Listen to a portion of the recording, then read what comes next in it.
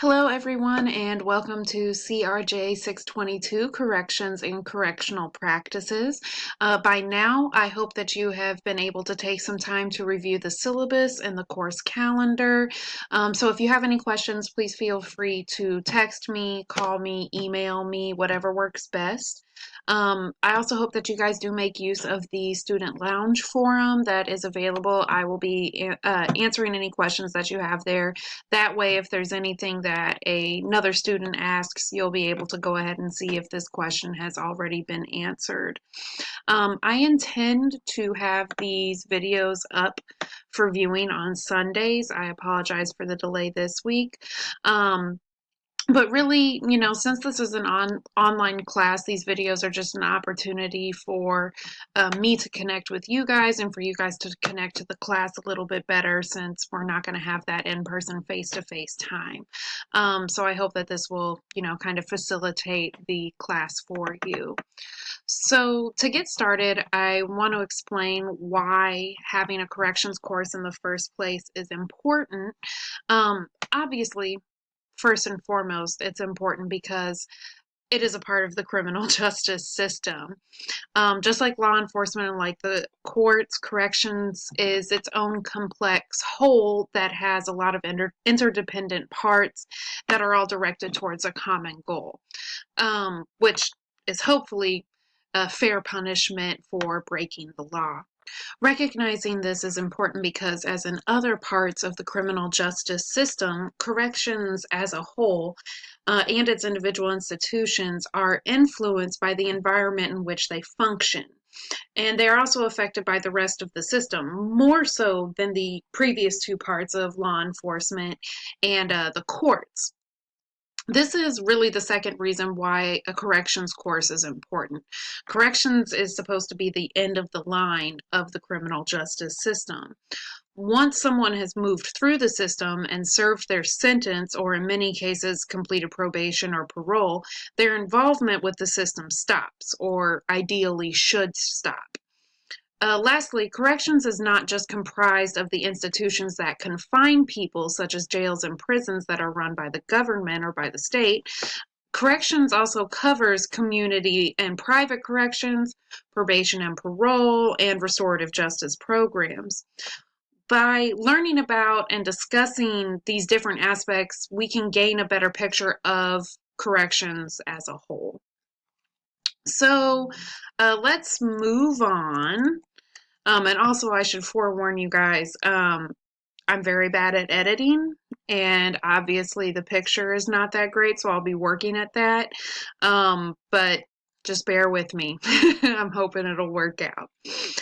So moving along, let's talk a little bit about corrections itself directly. Currently, the U.S. prison system has continued to grow for the past 40 years, roughly 40 years, and it supervises more people now than it did in 1972 when this massive growth began.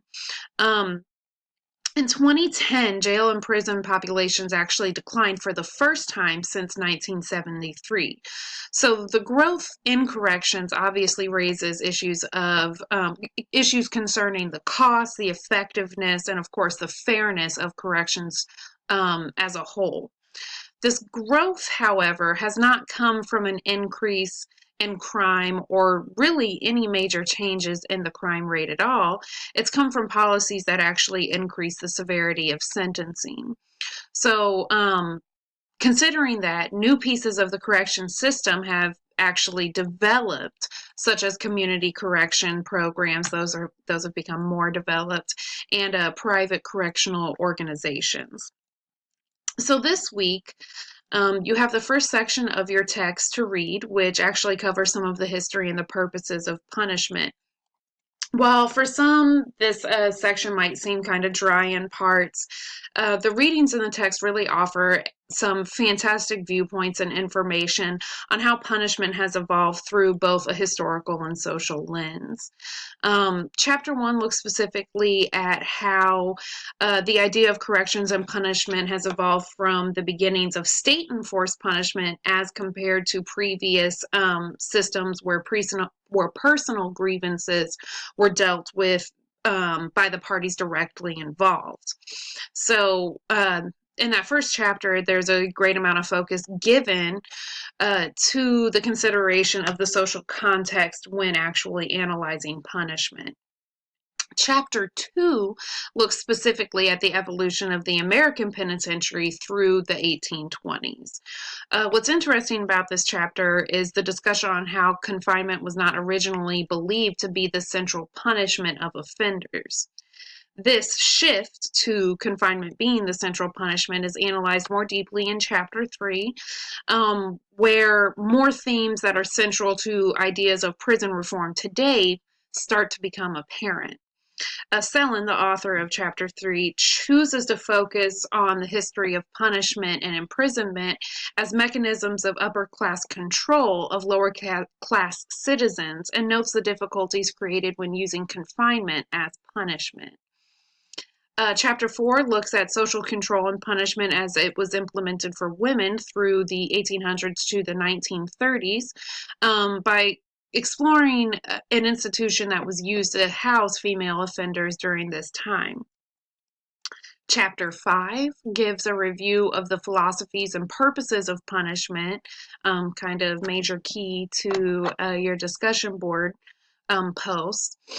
But it also provides an examination of how sentencing has impacted the prison system.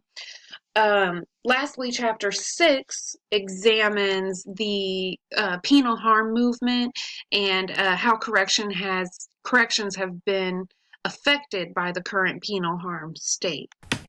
Some other things to note that are not really completely covered in the readings are that the penitentiary ideal, first incorporated in Pennsylvania, emphasized the concept of separate confinement that we're kind of used to today. Inmates were held in complete isolation, spending their time doing craft work and considering their transgressions. They're meant to take that time alone to really ponder and think about what they have done. In New York, another system, the congregate system, was used where inmates were also held in isolation but worked together during the day under a strict rule of silence. In 1870, the National Prison Association adopted a Declaration of Principles. This declaration was intended to kind of bring about the reform of the of the correction system as it had been working as a form of isolationism. The declaration stated that prisons should be organized to encourage reformation, rewarding transformations with release. It also advocated for indeterminate sentencing and for the classification of offenders or prisoners based on character and improvement, the actual transformation and reformations that they have made. In the early 20th century, progressives began to look at the social, economic, biological, and psychological factors to explain the causes of crime as compared to religious or moral explanations. They advocated for the development of probation, more indeterminate sentencing, treatment programs, and parole. But the rise of crime in the late 1960s and questions about the effectiveness of rehabilitative programs brought pressure to shift to a crime control model of corrections, with greater use of incarceration and other forms of strict supervision. A combination of concerns about the huge costs of the prison system and the belief that more effective strategies exist for dealing with people who are convicted of crimes has led to an emerging conservative and liberal consensus to de-emphasize prisons and increase the importance of strategies that work.